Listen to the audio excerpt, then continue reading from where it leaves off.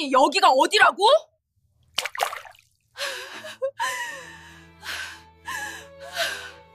차가운 와인이 제 얼굴과 옷을 적시는 순간 동창회장 전체가 웃음소리로 가득 찼습니다. 28살 회계사 박지은, 오랜만에 참석한 대학 동창회에서 저는 모두의 조롱거리가 되어버렸죠. 하지만 그때는 몰랐습니다. 제 뒤로 누군가 조용히 문을 열고 들어오고 있다는 것을요. 그리고 그 사람이 제 인생을 완전히 바꿔놓을 거라는 사실도요. 지금부터 이 사연 시작합니다. 사연 시작 전에 구독 버튼을 눌러주시고 어디서 듣고 계신지 댓글에 남겨주시면 행운 가득한 기운을 전달해 드립니다. 강남의 한 고급 호텔 레스토랑, 오랜만에 열린 대학 동창회였어요. 화려한 샹들리에 아래로 28명의 동창들이 모여 있었죠. 저 박지은은 구석자리에 조용히 앉아 있었습니다. 주변 사람들은 명품 가방과 화려한 액세서리로 치장하고 있었지만 저는 평범한 베이지색 블라우스에 검은색 슬랙스 차림이었어요. 한수진이 제 앞으로 다가왔습니다. 대학 시절부터 저를 무시하던 그녀는 여전히 도도한 표정이었죠. 어머, 지은아. 오랜만이네. 근데 옷은 여전히 그렇게 입고 다니니? 저는 어색하게 웃으며 고개를 숙였어요. 수진의 옆에 서 있던 다른 동창들도 킥킥거리기 시작했습니다. 제 얼굴이 화끈거렸죠. 요즘 뭐해? 아직도 그 작은 회사 다녀? 아니요, 이직했어요. 중소기업 회계팀에서 일하고 있어요. 수진이 과장되게 눈을 동그랗게 떴습니다. 아직도 중소기업이야? 나는 외국계 다니는데. 연봉이 얼마나 되는데 아직도 그런 데 있어? 주변 동창들의 시선이 따가웠어요. 저는 물잔을 들어 물을 한 모금 마셨죠. 손이 떨렸습니다. 그래도 결혼은 했다며? 남편은 뭐 하는데? 순간 숨이 막혔어요. 남편 이야기는 하고 싶지 않았거든요. 아니, 정확히는 시댁에 대해 자세히 모르는 상태였습니다. 남편은 평범한 회사원이라고만 했고 시아버지도 그냥 조용한 분이라고만 알고 있었죠. 그냥 회사 다녀요. 제 대답에 수진이 비웃듯 웃었습니다. 에이, 숨기지 마. 어차피 다 아는 사이인데. 설마 백수는 아니지? 다른 동창 하나가 거들었어요. 수진아, 그만해. 지은이 얼굴 봐. 하지만 수진은 멈추지 않았습니다. 오히려 더 신이 난 듯했죠. 그녀는 테이블 위에 와인잔을 집어들었어요. 건배할까? 가난하게 살아도 건강하면 되는 거지, 뭐. 그 말과 함께 수진의 손이 움직였습니다. 차가운 레드와인이 제 얼굴과 블라우스를 적셨어요. 순간 주변이 조용해졌다가 곧 웃음소리가 터져나왔죠. 아이고, 미안. 손이 미끄러졌네. 수진의 목소리에는 미안함이라곤 전혀 없었습니다. 저는 떨리는 손으로 냅킨을 집어들었어요. 눈물이 핑 돌았지만 참았죠. 이 자리에서 우는 모습을 보이고 싶지 않았거든요. 괜찮아요. 제 목소리는 떨렸지만 억지로 웃어 보였습니다. 수진이 다시 웃었어요. 역시 착하긴 해. 가난해도 성격은 좋으니까. 그때였습니다. 레스토랑 입구 쪽에서 문이 열리는 소리가 들렸어요.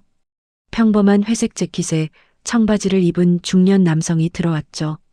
60대 초반쯤 되어 보이는 그는 주변을 둘러보다 제 쪽을 향해 걸어왔습니다. 저는 그분을 보는 순간 깜짝 놀랐어요. 시아버지였거든요. 하지만 왜 여기 계신 건지 이해할 수가 없었죠. 지은아. 그분의 차분한 목소리가 들렸습니다. 저는 황급히 일어났어요. 아, 어떡해. 수진이 그분을 위아래로 훑어보며 비웃었습니다. 누구세요? 지은이 친척이에요? 시아버지 박태윤은 저를 향해 천천히 걸어왔어요. 그분의 얼굴에는 아무런 감정도 드러나지 않았죠. 평소처럼 차분하고 조용한 표정이었습니다. 하지만 제 가슴은 두근거렸어요. 왜 하필 지금 이 자리에 나타나신 걸까요? 수진이 팔짱을 끼며 태윤을 훑어봤습니다. 평범한 회색 재킷과 청바지, 그리고 낡은 운동화까지. 그녀의 입꼬리가 비웃듯 올라갔어요. 어머, 정말 친척 되시나 봐요? 옷 좀 보세요. 시골에서 오셨어요? 태유는 수진을 잠깐 쳐다봤지만 대답하지 않았습니다. 그저 제 앞에 멈춰서서 조용히 물었죠. 괜찮습니까? 그분의 목소리는 낮고 차분했어요. 저는 황급히 고개를 끄덕였습니다. 네, 괜찮아요. 근데 어떻게 여기를? 준혁이한테 연락받았습니다. 아, 남편이 알려드렸구나. 남편 준혁은 제가 오늘 동창회 간다는 얘기를 아버지께 했나 봐요. 그런데 왜 오신 거지? 불안함이 밀려왔습니다. 수진이 킥킥 웃으며 다가왔어요. 참, 소개 안 하실 거예요? 우리도 궁금한데. 아저씨는 지은이랑 무슨 사이세요? 태윤이 처음으로 수진을 똑바로 쳐다봤습니다. 그분의 눈빛이 차가워지는 게 느껴졌어요. 하지만 목소리는 여전히 평온했죠. 제 며느리에게 방금 무엇을 하셨습니까? 순간 공기가 얼어붙었습니다. 며느리라는 단어에 주변이 조용해졌어요. 수진의 표정이 미묘하게 변했죠. 그녀는 어색하게 웃으며 말했습니다. 아, 시아버님이셨어요? 그냥 장난이었어요. 우리 친한 사이거든요. 태유는 대답하지 않았습니다. 그저 제 블라우스에 묻은 와인 얼룩을 가만히 내려다봤어요. 그리고는 다시 수진을 봤죠. 장난치기엔 과했던 것 같은데요. 수진이 당황한 듯 뒤로 한 발짝 물러섰습니다. 다른 동창 하나가 나섰어요. 아저씨, 오해하신 것 같은데요. 우리 다 대학 동창이에요. 그냥 옛날 생각하면서 재미로 한 거예요. 태윤이 그 동창을 쳐다봤습니다. 그분의 시선이 날카로웠어요. 동창이 움찔하며 입을 다물었죠. 재미요? 사람 얼굴에 와인을 쏟는 게 재미입니까? 수진이 다시 끼어들었습니다. 이번엔 목소리에 짜증이 섞여 있었어요. 아니, 누가 일부러 그랬대요. 실수로 흘린 거라니까요. 태윤이 천천히 고개를 끄덕였습니다. 그리고는 조용히 제 손을 잡았어요. 일어나십시오. 여기 더 있을 필요 없습니다. 저는 멍하니 그분을 올려다봤습니다. 시아버지는 평소에도 말이 별로 없는 분이었어요. 그런데 지금은 뭔가 달랐죠. 목소리는 차분했지만 그 속에 단단한 결의가 느껴졌습니다. 아버님, 괜찮습니다. 일어나세요. 저는 떨리는 다리로 일어섰어요. 수진이 비웃듯 말했죠. 가시려면 가세요. 어차피 어울리지도 않는데 왜 왔어요? 태윤이 수진을 마지막으로 한번 쳐다봤습니다. 그 시선이 너무 차가워서 수진조차 잠깐 말을 멈췄어요. 기억해 두십시오. 오늘 이 일을요. 그 말을 남기고 태윤은 제 손을 이끌어 레스토랑 밖으로 향했습니다. 뒤에서 수진의 목소리가 들렸어요. 뭐야, 저 아저씨. 무슨 협박하는 것처럼 말하네. 동창들의 웃음소리가 다시 터져나왔습니다. 하지만 저는 뒤돌아보지 않았어요. 시아버지의 손이 제 손을 꽉 잡고 있었거든요. 그 손길이 따뜻했습니다. 레스토랑 복도로 나오자 태윤이 멈춰 섰어요. 그리고는 조용히 물었죠. 많이 속상했습니까? 저는 고개를 끄덕였습니다. 더 이상 참을 수가 없었어요. 눈물이 주르륵 흘러내렸죠. 죄송해요. 아버님한테 이런 모습 보여드려서. 태윤이 제 어깨를 가만히 두드렸습니다. 사과할 일이 아닙니다. 잘못한 건 저 사람들이니까요. 그분은 주머니에서 핸드폰을 꺼냈어요. 그리고는 누군가에게 전화를 걸기 시작했습니다. 저는 물었죠. 누구한테 전화하세요? 태윤이 잠깐 저를 쳐다봤습니다. 그분의 눈빛에 뭔가 단단한 결심이 보였어요. 필요한 사람한테요. 태윤은 전화를 걸었습니다. 상대방이 받자 그분은 짧게 말했어요. 지금 강남 그랜드 호텔입니다. 2층 스카이라운지로 오십시오. 그게 전부였어요. 더 이상의 설명도 없이 전화를 끊었죠. 저는 불안한 마음에 물었습니다. 아버님, 누구 부르신 거예요? 태윤이 잠깐 저를 쳐다봤어요. 그리고는 조용히 대답했죠. 곧 알게 될 겁니다. 그분은 다시 레스토랑 안으로 들어갔습니다. 저도 어쩔 수 없이 따라 들어갔어요. 동창들은 여전히 자리에 앉아 수다를 떨고 있었죠. 수진이 우리를 보고 눈을 크게 떴습니다. 어머, 아직도 안 가셨어요? 볼일 다 봤으면 가세요. 태유는 조용히 수진 앞으로 걸어갔어요. 그리고는 그녀와 눈을 마주쳤죠. 수진이 어색하게 웃으며 뒤로 물러섰습니다. 뭐예요? 왜 그렇게 쳐다보세요? 사과하십시오. 태윤의 목소리는 여전히 차분했어요. 하지만 그 속에 담긴 무게감이 느껴졌죠. 수진이 황당하다는 듯 웃었습니다. 네, 제가 왜 사과를요? 제 며느리에게 와인을 쏟고 모욕했습니다. 사과하십시오. 수진의 얼굴이 붉어졌어요. 주변 동창들이 웅성거리기 시작했죠. 한 동창이 끼어들었습니다. 아저씨, 이거 좀 과하신 것 같은데요. 우리끼리 장난한 건데 왜 이래요? 태윤이 그 동창을 쳐다봤습니다. 그분의 눈빛이 차갑게 식어 있었어요. 장난으로 사람을 모욕해도 괜찮다는 말입니까? 동창이 말문이 막혔습니다. 수진이 다시 나섰어요. 이번엔 목소리에 짜증이 가득했죠. 아니, 아저씨가 누군데 여기서 이래요? 우리가 무슨 죄라도 지었어요? 그냥 옛날 생각하면서 놀린 거라고요. 태윤이 주머니에서 명함을 꺼내려다 멈췄습니다. 그리고는 다시 집어넣었어요. 대신 차분하게 말했죠. 그렇게 생각하시는군요. 좋습니다. 그럼 제가 다시 묻겠습니다. 정말로 사과할 생각이 없습니까? 수진이 어이없다는 듯 웃었습니다. 네, 없어요. 만족하셨어요? 주변 동창들도 수군거렸어요. 누군가 속삭이는 소리가 들렸죠. 저 아저씨 좀 이상한 것 같아. 맞아. 시골에서 왔나 봐. 예의도 모르고. 태윤은 아무 말도 하지 않았습니다. 그저 다시 핸드폰을 꺼내 또 다른 번호로 전화를 걸었어요. 이번에는 통화가 길지 않았죠. 네, 접니다. 지금 있는 곳으로 와주십시오. 네, 스카이라운지입니다. 전화를 끊고 태윤은 저를 돌아봤습니다. 조금만 기다리십시오. 저는 고개를 끄덕였어요. 하지만 불안함이 점점 커졌죠. 도대체 누굴 부르신 걸까요? 수진이 비웃으며 말했습니다. 뭐야, 친구라도 부르신 거예요? 아저씨 친구들 오면 더 재미있겠네. 동창들이 키득거렸습니다. 그때 레스토랑 입구가 열렸어요. 깔끔한 정장을 입은 남자가 들어왔죠. 30대 후반쯤 되어 보이는 그 남자는 주변을 둘러보더니 곧장 태윤에게 다가왔습니다. 실례합니다. 혹시 박태윤 님이십니까? 태윤이 고개를 끄덕였어요. 남자가 공손하게 허리를 숙였죠. 안녕하십니까? 저는 이 호텔의 총지배인 김민석입니다. 무슨 일로 부르셨습니까? 수진이 눈을 깜빡였습니다. 총지배인이라는 말에 동창들도 웅성거리기 시작했어요. 태윤이 조용히 말했죠.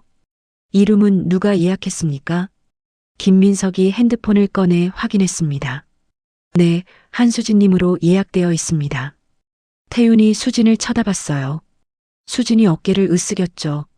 네, 제가 예약했어요. 그게 뭐 어때서요? 태윤이 김민석에게 다시 물었습니다. 이 호텔의 소유주가 누구입니까?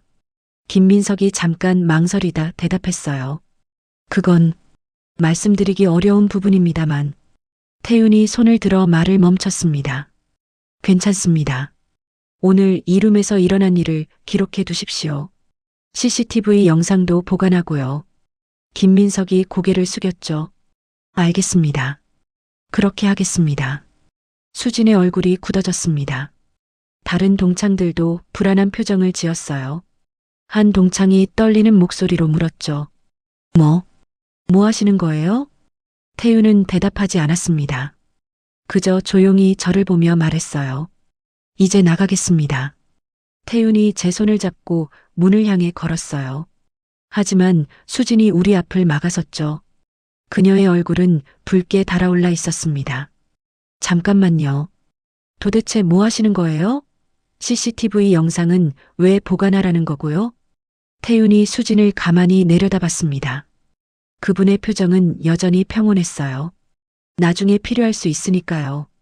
수진이 비웃었죠. 웃기네. 보나 마나 시골에서 오신 시아버지가 호텔 총지배인 아는 척 해봤자 뭐 어쩌시게요. 우리 겁주려고요? 태유는 대답하지 않았습니다. 그저 수진을 지나쳐 걸어갔어요. 수진이 뒤에서 소리쳤죠. 맞죠? 지은이 남편도 그냥 평범한 회사원이라며요. 시아버지도 별거 아닐 것 뻔하잖아요. 동창 하나가 거들었습니다. 맞아. 옷 좀 봐. 백화점 세일 코너에서 산 것 같은데. 키득거리는 웃음소리가 들렸어요. 저는 입술을 깨물었죠. 시아버지를 이렇게 모욕하는데 아무것도 할 수 없는 제 자신이 한심했습니다. 태윤이 걸음을 멈췄어요. 그리고는 천천히 돌아섰죠. 그분의 눈빛이 달라져 있었습니다. 차갑고 날카로웠어요. 그렇게 생각하십니까? 목소리는 여전히 조용했습니다. 하지만 뭔가 달랐어요. 공기가 무거워지는 느낌이었죠. 수진이 잠깐 움찔했지만 곧 다시 당당한 표정을 지었습니다. 당연하죠. 아니면 뭐 재벌이라도 되세요? 그 말에 동창들이 폭소를 터뜨렸어요. 저는 고개를 숙였죠. 태윤이 조용히 말했습니다. 재벌이 어떤지는 모르겠습니다만 당신들보다는 나을 겁니다. 수진의 웃음이 멈췄어요. 그녀의 얼굴이 일그러졌죠. 뭐라고요? 지금 우리 무시하는 거예요? 무시하는 게 아닙니다. 사실을 말한 것뿐이죠. 태윤의 목소리에 힘이 실렸어요. 수진이 황급히 제 팔을 잡았습니다. 그리고는 저를 밀쳤죠. 당신도 같이 나가요. 어차피 여기 어울리지도 않잖아. 저는 균형을 잃고 뒤로 비틀거렸습니다. 그 순간 태윤이 재빨리 저를 붙잡았어요. 그분의 얼굴이 차갑게 굳어 있었죠. 지금 뭐 하는 겁니까? 수진이 어깨를 으쓱했습니다. 손이 미끄러졌어요. 아까처럼요. 동창들이 다시 웃었어요. 태윤의 턱에 힘이 들어갔습니다. 그분은 저를 바로 세워주고는 수진에게 말했죠. 마지막으로 묻겠습니다. 사과하실 겁니까? 수진이 과장되게 하품을 했어요. 안 한다니까요. 진짜 답답하네. 태윤이 고개를 끄덕였습니다. 그리고는 다시 핸드폰을 꺼냈어요. 이번에는 짧은 문자 메시지를 보냈죠. 저는 그 화면을 보지 못했습니다. 뭐예요? 또 누구 부르는 거예요? 수진이 비웃듯 물었습니다. 태윤은 대답하지 않았어요. 그저 창밖을 쳐다봤죠. 저도 따라 창밖을 봤습니다. 호텔 입구에 검은색 세단 한 대가 멈춰 섰어요. 곧이어 또 한 대, 그리고 또 한 대. 순식간에 5대의 차량이 줄지어 섰죠. 모두 같은 모델의 고급 세단이었습니다. 저게 뭐야? 동창 하나가 창밖을 가리키며 물었어요. 수진도 창가로 다가갔죠. 차 문이 열리고 검은 정장을 입은 사람들이 내렸습니다. 그들은 일사불란하게 호텔 안으로 들어왔어요. 결혼식이라도 있나? 저게 다 뭐야? 동창들이 웅성거렸습니다. 수진이 어색하게 웃으며 말했죠. 그러게요. 오늘 호텔에 무슨 행사 있나 봐요.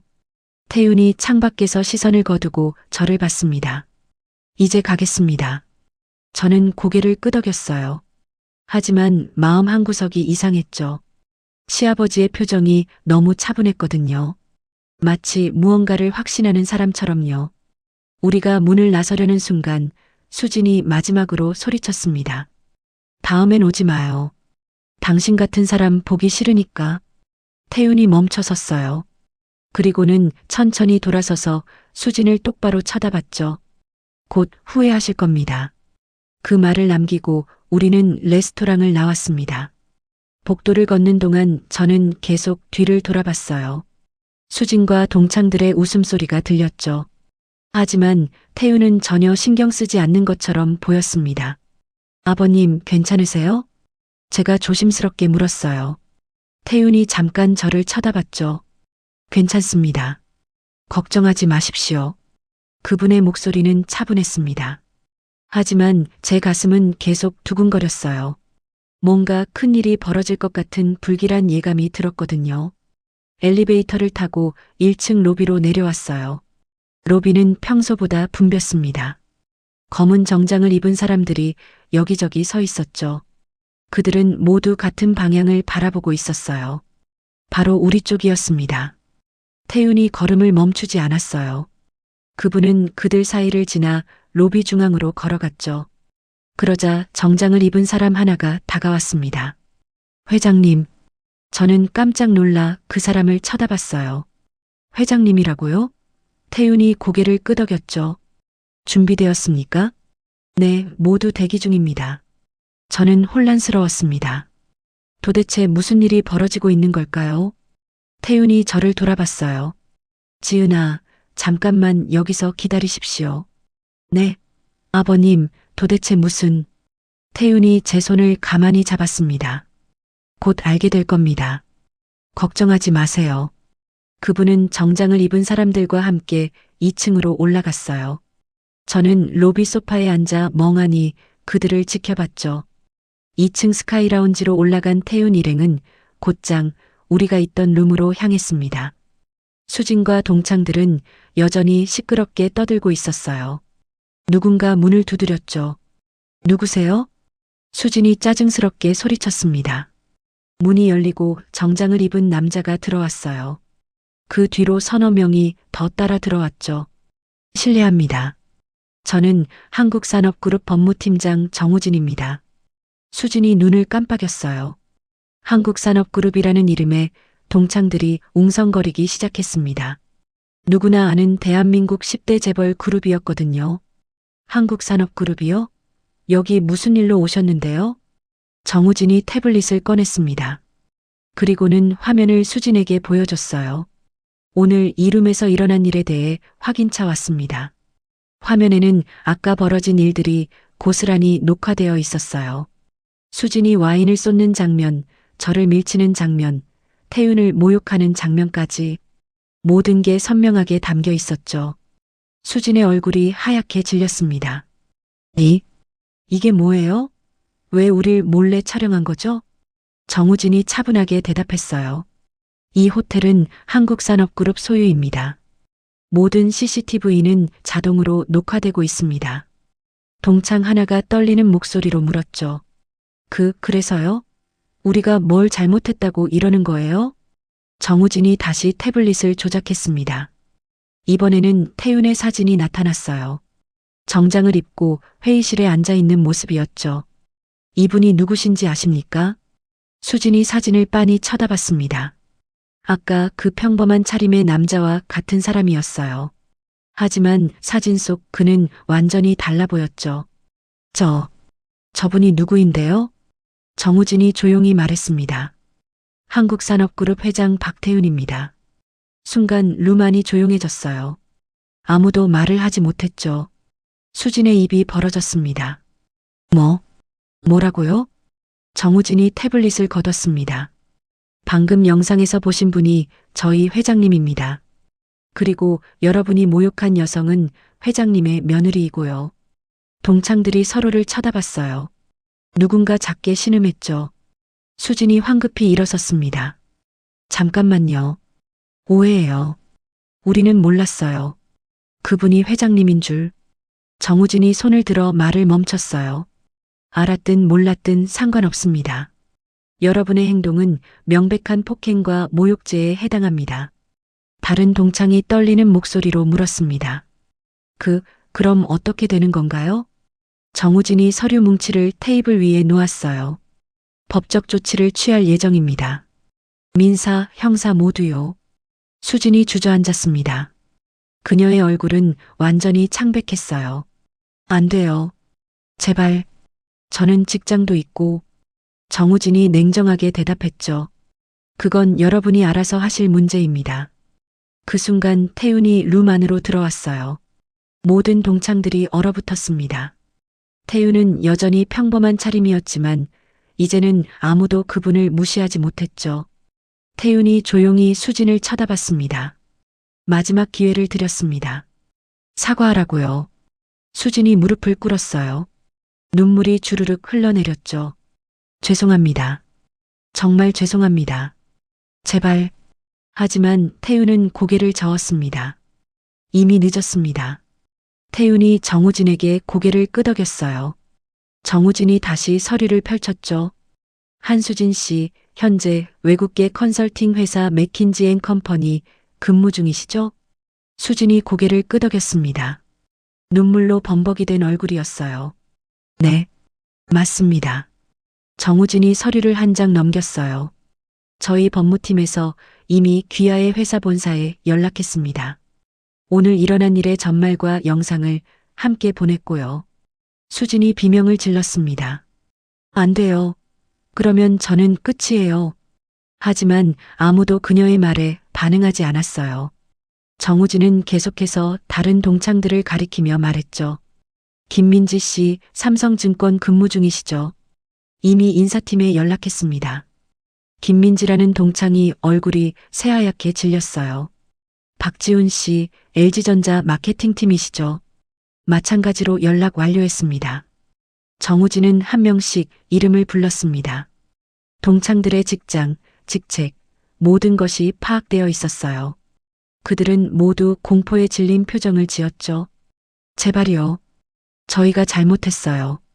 다시는 안 그럴게요. 한 동창이 울먹이며 말했습니다. 태윤이 조용히 그들을 내려다봤어요. 제 며느리에게 그런 말을 했어야죠. 태윤의 목소리는 차갑고 단호했습니다. 그분은 정우진에게 말했어요. 계속 진행하십시오. 정우진이 고개를 숙였죠.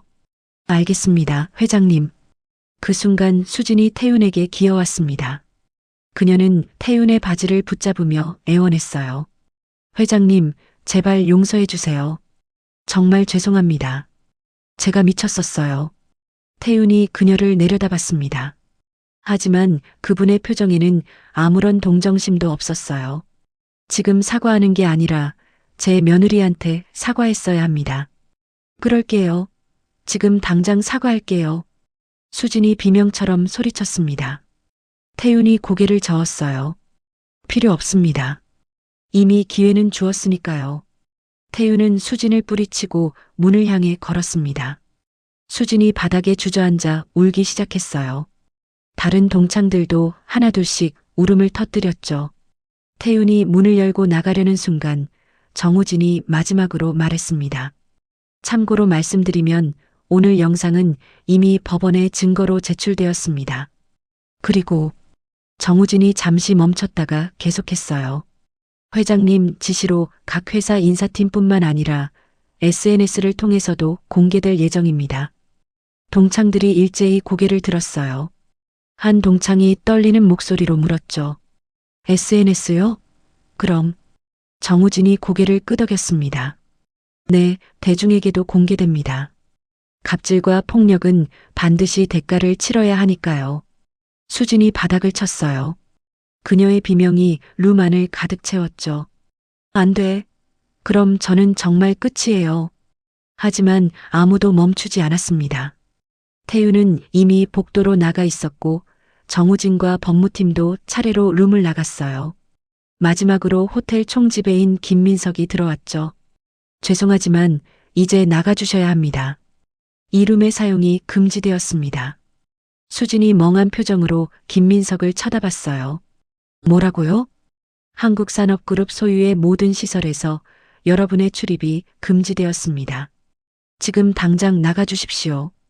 동창들이 비틀거리며 일어섰어요. 그들은 모두 좀비처럼 보였죠. 수진이 마지막으로 창밖을 쳐다봤습니다. 호텔 입구에는 여전히 검은 세단들이 줄지어 서 있었어요. 이게 꿈이었으면 수진이 중얼거렸습니다. 하지만 이건 꿈이 아니었어요. 냉혹한 현실이었죠. 태윤은 1층 로비로 내려왔습니다. 저는 소파에서 일어나 그분을 맞이했어요. 아버님. 태윤이 제 어깨를 가볍게 두드렸어요. 이제 집으로 가겠습니다. 저는 고개를 끄덕였습니다. 하지만 여전히 혼란스러웠어요. 시아버지가 재벌 회장이었다니. 남편 준혁은 왜 한 번도 말하지 않았을까요? 아버님, 저는 몰랐어요. 아버님이. 태윤이 빙긋 웃었어요. 처음으로 보는 그분의 미소였죠. 알 필요 없었으니까요. 중요한 건 당신이 제 며느리라는 것뿐입니다. 그 말이 가슴을 따뜻하게 했어요. 저는 눈물이 날 것 같았죠. 우리는 호텔을 나왔습니다. 밖에는 검은 벤츠 한 대가 기다리고 있었어요. 운전기사가 문을 열어줬죠. 태윤이 먼저 타고 저도 따라 탔습니다. 차가 출발하는 순간 저는 뒤를 돌아봤어요. 호텔 입구에서 수진과 동창들이 비틀거리며 나오는 모습이 보였죠. 그들의 인생은 이제 완전히 바뀔 거예요. 이틀이 지났습니다. 그 이틀 동안 많은 일이 벌어졌어요. 수진의 핸드폰에는 회사에서 긴급 연락이 왔죠. 그녀는 즉시 출근하라는 지시를 받았습니다. 수진은 떨리는 손으로 회사 문을 열었어요. 인사팀장이 차갑게 그녀를 맞이했죠. 한수진 씨, 이리 앉으십시오. 수진이 의자에 앉았습니다. 인사팀장이 태블릿을 그녀 앞에 놓았어요. 화면에는 호텔에서 벌어진 일이 재생되고 있었죠. 이게 뭔지 아십니까? 수진이 고개를 숙였어요. 대답할 수가 없었습니다.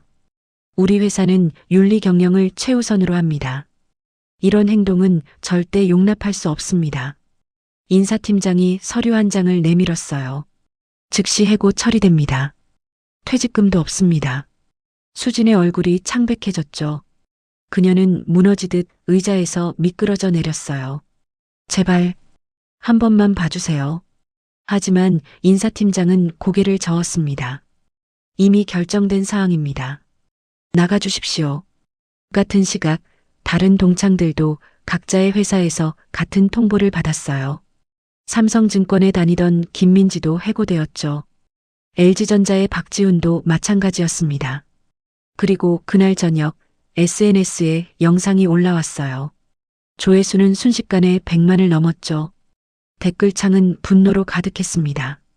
저런 인간들이 대기업 다녔다고요? 갑질하는 거 보세요. 역겹네요. 재벌 회장님한테 저러다가 인생 망한 거 자업자득이죠. 수진의 핸드폰에는 지인들의 연락이 빗발쳤어요. 대부분 비난과 조롱이었죠. 그녀는 더 이상 핸드폰을 볼 수 없었습니다. 사흘째 되는 날 수진은 다시 그랜드 호텔을 찾았어요. 그녀는 로비에서 태윤을 기다렸죠. 몇 시간을 기다린 끝에 태윤이 나타났습니다. 회장님. 수진이 달려가 태윤 앞에 무릎을 꿇었어요. 지나가던 사람들이 그녀를 쳐다봤죠. 제발 용서해 주세요. 저 정말 잘못했어요. 태윤이 그녀를 내려다봤습니다. 그분의 표정은 여전히 차가웠어요. 이미 늦었다고 했습니다. 제발요. 저는 이제 아무것도 없어요. 직장도 잃었고 친구들도 모두 떠났어요. 태윤이 조용히 말했죠.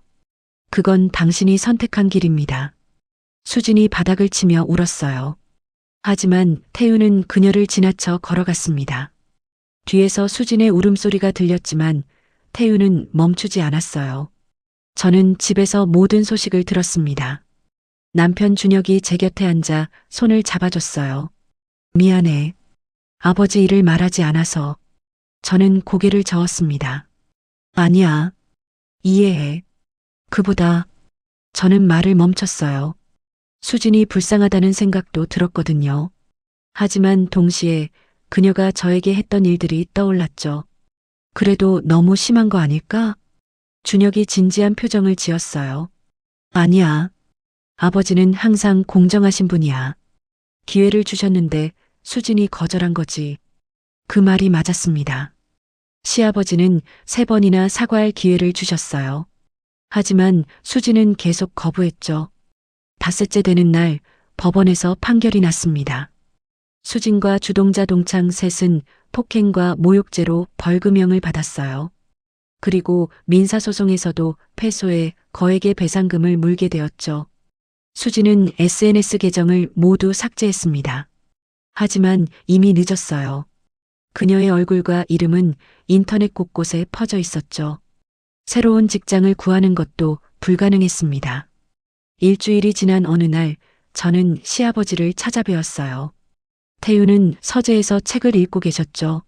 아버님, 들어가도 될까요? 태윤이 고개를 들어 저를 봤습니다. 그리고는 빙긋 웃으셨어요. 물론입니다. 앉으십시오. 저는 조심스럽게 앉았습니다. 태윤이 책을 덮으시며 물으셨어요. 무슨 일입니까? 아버님, 수진에 대해서요. 태윤의 표정이 굳어졌습니다. 그 사람이 당신한테 뭐라고 했습니까? 아니에요.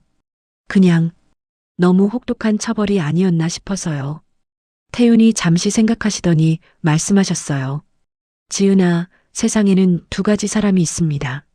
실수를 인정하고 바로잡는 사람, 그리고 끝까지 오만한 사람이죠. 저는 고개를 끄덕였어요. 그 사람은 3번의 기회를 거절했습니다. 그건 선택이에요. 그리고 선택에는 책임이 따르는 법이죠. 태윤의 말씀이 옳았습니다. 저는 더 이상 죄책감을 느낄 필요가 없었어요. 이제 당당하게 사십시오. 누구에게도 주눅 들지 말고요. 저는 고개를 숙여 인사했습니다. 감사합니다, 아버님. 한 달이 흘렀습니다. 수진의 삶은 완전히 무너져 있었어요. 그녀는 원룸으로 이사했고 아르바이트로 겨우 생활비를 벌고 있었죠. SNS에 올렸던 화려한 삶은 모두 사라졌습니다. 어느 날 저녁 수진은 편의점에서 아르바이트를 하고 있었어요. 손님이 들어왔죠. 수진이 고개를 들었는데 눈앞에 낯익은 얼굴이 있었습니다. 저였어요. 수진의 얼굴이 창백해졌습니다. 저는 평범한 차림이었지만 예전보다 훨씬 당당해 보였어요. 수진이 떨리는 목소리로 말했죠. 지은아. 저는 조용히 그녀를 쳐다봤습니다. 수진의 눈에 눈물이 맺혔어요. 미안해. 정말 미안해. 저는 물건을 계산대에 올렸습니다. 수진이 떨리는 손으로 계산을 했어요. 1,200원입니다. 저는 돈을 건네며 말했습니다. 수진아, 나도 너를 용서할 수 있을 거야. 언젠가는. 수진이 고개를 들었어요. 그녀의 눈에서 눈물이 흘러내렸죠. 정말? 저는 고개를 끄덕였습니다. 하지만 지금은 아니야. 넌 내가 한 일의 무게를 느껴야 해. 그 말을 남기고 저는 편의점을 나왔어요. 뒤에서 수진이 작게 흐느끼는 소리가 들렸지만 저는 뒤돌아보지 않았습니다. 다른 동창들도 각자의 대가를 치르고 있었어요. 김민지는 지방으로 내려가 작은 회사에 취직했죠. 박지우는 가족의 도움으로 작은 가게를 열었습니다. 하지만 그들 모두 SNS에 퍼진 영상 때문에 평생 그 오명을 안고 살아야 했어요. 저는 회사에서 승진했습니다. 실력을 인정받았거든요. 더 이상 누구 앞에서도 주눅 들지 않았어요. 시댁 식구들도 저를 가족으로 따뜻하게 대해주셨죠. 어느 주말 시댁에서 가족 식사가 있었습니다. 태윤이 저를 보시며 물으셨어요. 요즘 어떻습니까? 저는 환하게 웃으며 대답했어요. 좋아요. 정말 좋아요. 태윤이 만족스럽게 고개를 끄덕이셨습니다. 그것만으로도 충분합니다. 식사 후 태윤이 저를 서재로 부르셨어요. 그분은 창밖을 바라보며 조용히 말씀하셨죠. 사람들은 종종 착각합니다. 겸손한 사람을 약한 사람으로요. 저는 그분의 말씀을 경청했어요. 하지만 진정으로 강한 사람은 겸손할 줄 아는 사람입니다. 당신처럼요. 그 말씀이 가슴을 뭉클하게 했어요. 저는 깊이 고개를 숙였죠. 감사합니다, 아버님. 태윤이 빙긋 웃으셨습니다. 이제 누가 당신을 무시해도 당당하십시오. 당신은 그럴 자격이 있으니까요. 저는 고개를 끄덕였어요. 이제 저는 달라졌습니다. 더 이상 다른 사람의 시선을 두려워하지 않았죠. 그날 밤 집으로 돌아오는 차 안에서 남편 준혁이 제 손을 잡았어요. 행복해? 저는 고개를 끄덕였습니다. 응, 정말 행복해. 차창 밖으로 도시의 불빛이 반짝였어요. 저는 그 불빛을 바라보며 생각했죠. 수진과 동창들이 저에게 가르쳐 준 것이 있었습니다. 사람을 함부로 대하면 안 된다는 것. 겸손함은 약함이 아니라는 것. 그리고 진정한 힘은 다른 사람을 짓밟는 데서 나오는 게 아니라 스스로를 지키는 데서 나온다는 것을요. 며칠 후 저는 우연히 뉴스를 봤어요. 한국산업그룹이 새로운 사회공헌 프로그램을 시작한다는 내용이었죠. 바로 직장 내 갑질 예방 캠페인이었습니다. 태윤 회장의 인터뷰가 나왔어요. 갑질은 약자를 향한 폭력입니다. 우리는 이를 근절하기 위해 최선을 다할 것입니다. 저는 텔레비전을 보며 미소를 지었어요. 시아버지는 단순히 복수를 한 게 아니었습니다.